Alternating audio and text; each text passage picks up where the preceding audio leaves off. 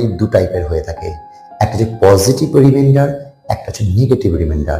আর negative রিমাইন্ডারটা দিয়ে কিন্তু আমাদের ম্যাক্সিমাম কাজ হবে, এবং এই নেগেটিভ রিমাইন্ডারটাই কিন্তু আমাদের খুব কাজে লাগবে। এবং তোমরা বলতে পারো, দাদা পজিটিভ রিমাইন্ডারের নাম শুনেছি, এই নেগেটিভ রিমাইন্ডারটা আবার কি? অবশ্যই, নো প্রবলেম, নেগেটিভ রিমাইন্ডারটা ভালো করে দেখো।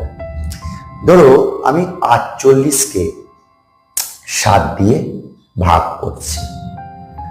আমি কিন্তু 7 6 42 করব না, আমি 7 7 কত হয়, 7 7 কত হয় 49। এবার এই 49 থেকে এই 48 কত কম, 1 কম, এই একটা হচ্ছে নেগেটিভ রিমাইন্ডার।